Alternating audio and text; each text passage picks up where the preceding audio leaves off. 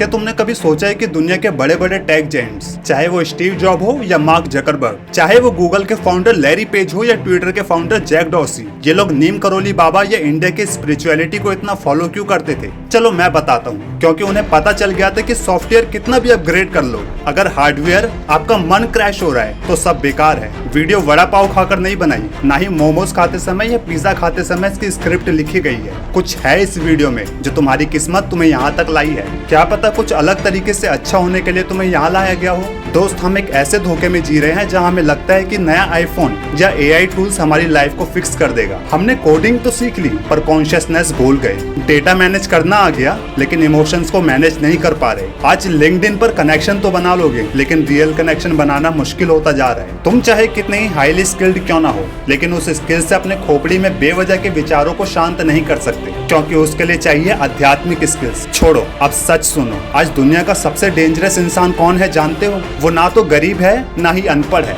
आज सबसे डेंजरस इंसान highly skilled but mentally unconscious इंसान है। चलो तुमसे एक सवाल पूछता हूँ, जब तुम स्ट्रेस में होते हो तब तुम्हारा दिमाग तुम्हारा दोस्त होता है या दुश्मन? अगर जवाब दुश्मन है तो कमी तुम्हारे में नहीं बल्कि तुम्हारी आध्यात्मिक स्किल्स में है। आध्यात्मिक स्किल्स न केवल तुम्हें इस मटेरियल वर्ल्ड की ऊंचाइयों तक ले जाती है बल्कि इस मटेरियल वर्ल्ड की रियलिटी भी बताती है। जरा सोचो, तुम्हारे पास एक चमकती फरारी कार है लेकिन अगर उसका ड्राइवर खुद नशे में है, उस कार को कचरे में जाने से कोई नहीं रोक सकता। एंड लेडीज एंड जेंटलमैन, बिना आध्यात्मिक स्किल्स के हम भी एक नशेड़ी ड्राइवर ही होते हैं जिसे होश ही नहीं गाड़ी को संभाल कर चलाना कैसे।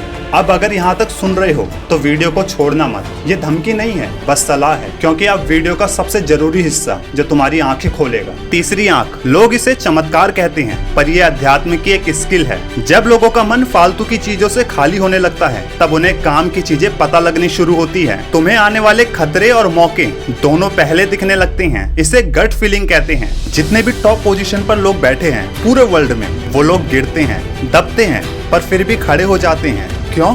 क्योंकि उनके पास डिटैचमेंट जैसी स्किल होती है। वो काम में 100% तो देते हैं पर रिजल्ट से इतना नहीं चिपकते कि हारने पर टूट जाएं। अगर तुम भी उन लोगों में से हो जो कुछ अच्छा होने से पहले उसके बारे में सोचने लगते हैं, उसके सपने देखने लगते हैं, तो ये अच्छा इशारा नहीं है। मैनिफेस्टेशन का चूरन फेंको और रिजल्ट से डिटैच रहना सीखो, क्योंकि लॉ ऑफ अट्रैक्शन और लॉ ऑफ रिवर्स ऐसे काम नहीं करता। जिनके ब्रेन का सॉफ्टवेयर करप्ट नहीं होता ना, उनमें कंपैरिजन, बिचिंग, जेलेसी जैसे वायरस भी नहीं होते। ऐसे लोगों की प्योरिटी अपने आप उनके प्रेजेंस में झलकने लगती है। उन्हें सब सुनना, उन्हें देखना, उनके साथ रहना चाहते हैं लोग। ये ताकत होती है आध्यात्मिक स्किल्स की। याद रख राजू, एक चाकू 2 काम करता है। अगर शेफ के हाथ में है तो डिलीशियस खाना बनेगा, क्रिमिनल के हाथ में है खूनी बनेगा। बिना खुद को पहचाने तुम किस दिशा में जा सकते हो ये अब तुम अच्छे से समझ रहे होंगे। 5% लोगों के सपने पूरे करने में 95% लोग अपनी जिंदगियां घिस देते हैं, क्योंकि वो 5% लोग अपने अध्यात्म की कारीगरी अच्छे से कर चुके होते हैं।